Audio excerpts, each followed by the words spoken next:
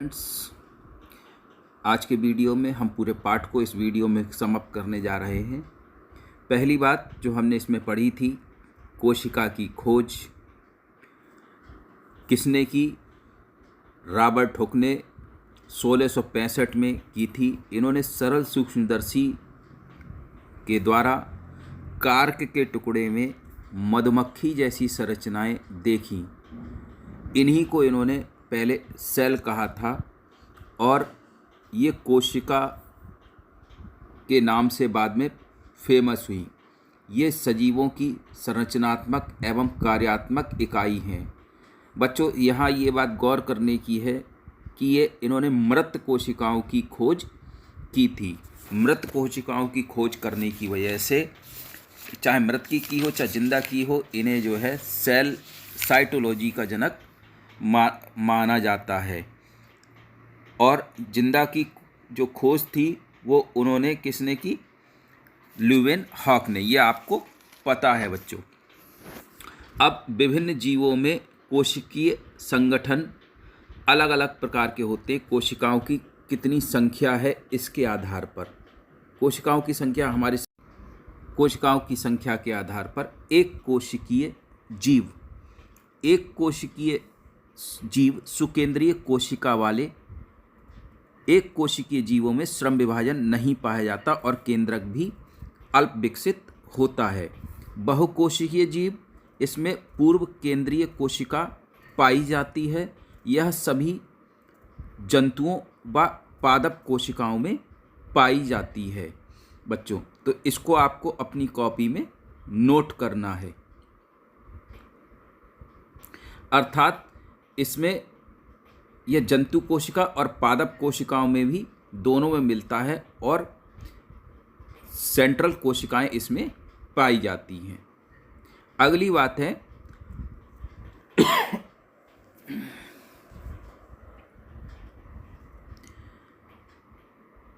सजीव कोशिका का संरचनात्मक संगठन कैसा होता है? कोशिका जीवों की क्रियात्मक व संरचनात्मक इकाई होती है।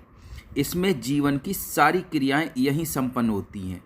इन क्रियाओं को संपन्न करने के लिए आवश्यक आवरण निम्न हैं। नंबर 1, कोशिका झिल्ली। सभी कोशिकाओं में जीव द्रव्य के चारों ओर एक पतली झिल्ली पाई जाती है जिसे कोशिका झिल्ली कहते हैं। पॉइंट 2, कोशिका भित्ति।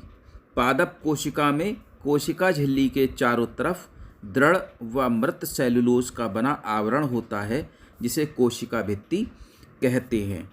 जीव द्रव्य। सभी कोशिकाओं में एक अर्ध तरल जेली नुमा द्रव्य भरा रहता है जिसे जीव द्रव्य कहते हैं।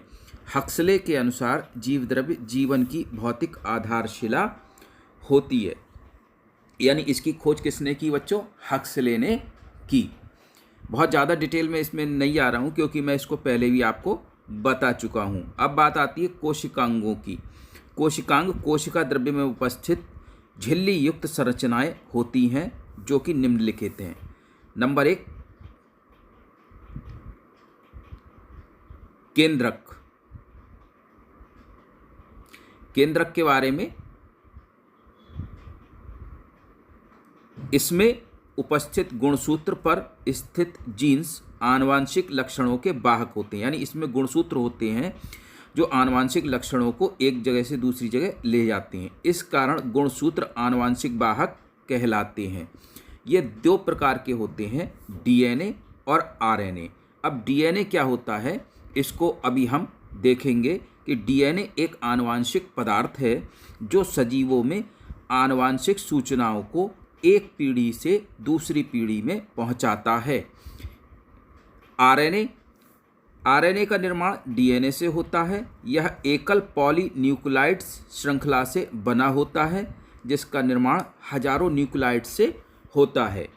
माइटोकॉन्ड्रिया, इसे कोशिका का शक्तिगृह या बिजली घर भी कहते हैं क्योंकि कोशिकीय श्वसन प्रक्रिया द्वारा एटीपी का उत्पादन यहीं होता है।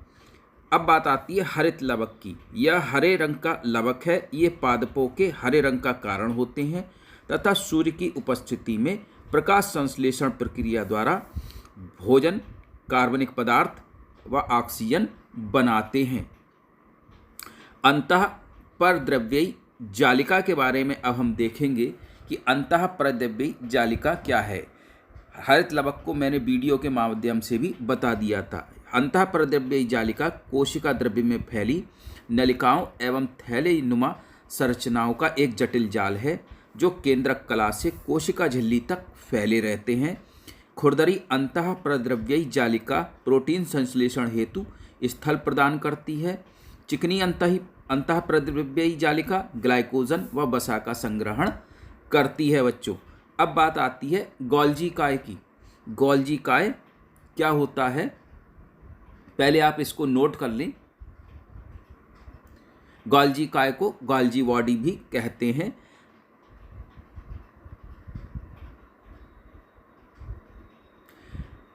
उच्च पादपों व जंतुओं में अंतःपरद्रव्यी जालिका से जुड़ी हुई महीन व कणहीन चिकनी नलिका संरचना पाई जाती है, जिसे गोल्जी काय या गोल्जी संकुल या लिपोकॉन्ड्रिया या डिक्टियोसोम पादपों में कहते हैं। अगली बात आती है बच्चों लयनकाय या लाइसोसोम की। लाइसोसोम को आत्महत्या की थैली व आत्महत्या के थैले कई नामों से जाना जाता है। आइए इसके बारे में लिखें। इसे आत्महत्या की थैली अथवा आत्महत्या के थैले भी कहते हैं, क्योंकि अगर किसी कारणवश यह फट जाए तो इसमें से निकले एंजाइम कोशिकांगों का विघटन कर कोशिका को मृत कर सकते हैं। लयनकाय के कार्य समसूत्री कोशिका विभाजन का उत्प्रेरण करना, मृत कोशिकांगों, हानिकारक बाहरी तत्वों आदि का पाचन करना होता है। रसधानी या वैक्यूल रिक्तिका पादपों में ही पाई जाने वाली यह संरचना एकल कला से बनी होती है, जिसे टोनोप्लास्ट व इसमें भरे द्रव को कोशिका रस कहते हैं। रिक्तिका कोशिका को स्फीत या टर्जिट बनाए रखती है। इसके कार्य वसा, कार्बोहाइड्रेट, प्रोटीन, जल आदि का संग्रहण करना होता है। बच्चों, तो इस अध्याय में आपने इस पूरे पाठ की समरी इस वीडियो के माध्यम से नोट कर ली होगी। अगले वीडियो में कुछ और चीज़ों के साथ हम आपसे फिर मुलाकात करेंगे। बच्चों, यह पूरे अध्याय का सारांश था जो इस वीडियो में बताया गया था। आप सभी का बहुत बहुत धन्यवाद बच्चों। Thank you very much.